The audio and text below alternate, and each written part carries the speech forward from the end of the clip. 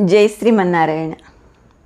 ఉత్పన్న ఏకాదశి కార్తీక మాసంలో కృష్ణపక్షంలో వచ్చే ఏకాదశిని ఉత్పన్న ఏకాదశి అంటారు. ఈ ఉత్పన్న ఏకాదశిన శ్రీ మహావిష్ణువుని కేశవుని రూపంలో ఆరాధిస్తాము.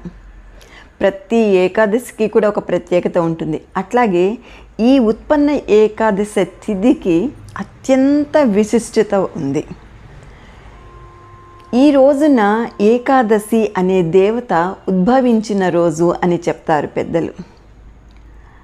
అత్యంత ఆధ్యాత్మికత కలిగిన రోజు ఈ ఉత్పన్న ఏకాదశి.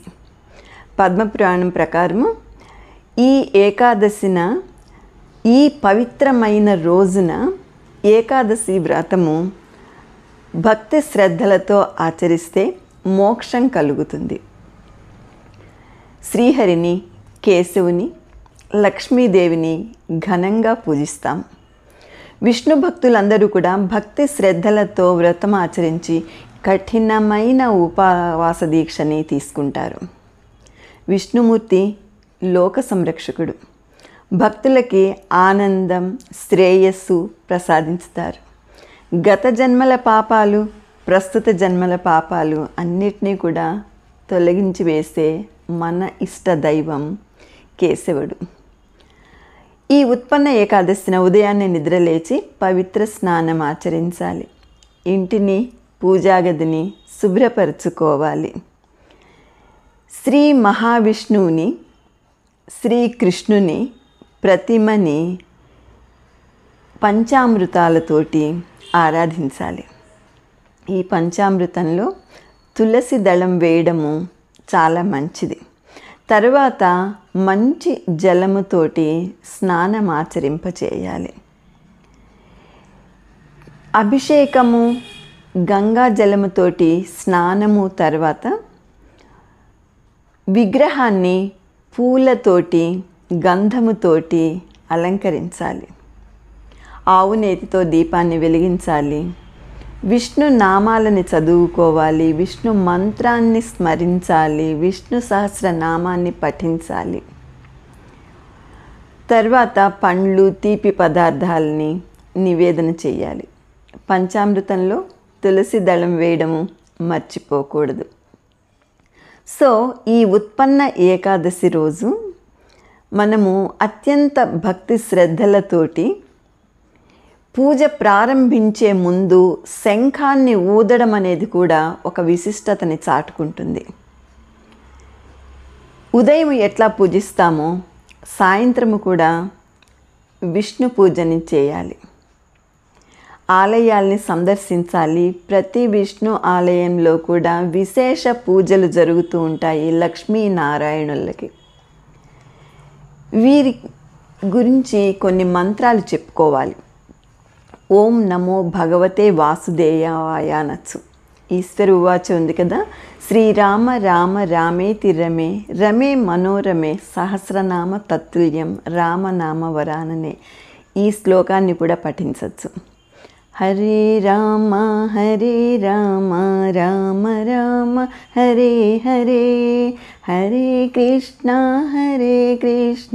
కృష్ణ కృష్ణ హరే హరే. ఈ శ్లోకాన్ని కూడా తప్పకుండా పఠించాలి. ఓం నమో నారాయణాయ అని జపం చేసుకోవాలి.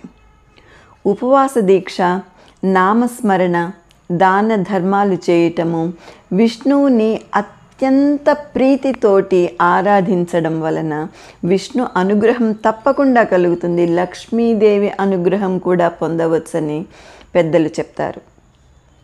శ్రద్ధాసక్తులతోటి పూజ చేయటము, నమ్మకం కలిగి ఉండటము, ఈ రెండూ కూడా డబ్బు కొరతని నివారిస్తాయి. ధన ప్రాప్తి విశేషంగా కలుగుతుందని పెద్దలు చెప్తారు. శ్రీకృష్ణుని సన్నిహితుడైన సుదాముడు కూడా ఈ ఉత్పన్న ఏకాదశిన శ్రద్ధతోటి వ్రతం ఆచరించి సుఖము, శాంతి, శ్రేయస్సు పొందారని తెలుస్తుంది. ఉత్పన్న ఏకాదశి భక్తి శ్రద్ధలతోటి వ్రతం ఆచరించి హరినామస్మరణలో రోజంతా కూడా గడిపి విష్ణు పూజ వలన విష్ణు అనుగ్రహము పొందటము, ఎంతో మంచి మంచి ఫలితాలు లభిస్తాయనే నమ్మకము తప్పకుండా ఉండాలి. తప్పకుండా వస్తాయి. విష్ణు అనుగ్రహము, లక్ష్మీదేవి అనుగ్రహము రెండు కూడా మనకి గ్రాంట్ అవుతాయి. డెఫినెట్గా శ్రద్ధాశక్తులతోటి విష్ణుమూర్తిని, లక్ష్మీదేవిని ఆరాధించటం వలన. విష్ణు గాయత్రి మంత్రము కూడా మనము జపించవచ్చు. ఓం విష్ణవే చ విద్మహే వాసుదేవాయ ధీమహి తన్నో విష్ణు ప్రచోదయాత్. ఇట్లాగా విష్ణు నామస్మరణలో మనము తరించిపోవాలి. భగవద్ అనుగ్రహము తప్పకుండా మనకి కలుగుతూ ఉంటుంది.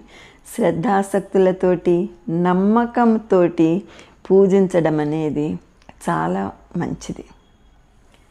జై శ్రీమన్నారాయణ.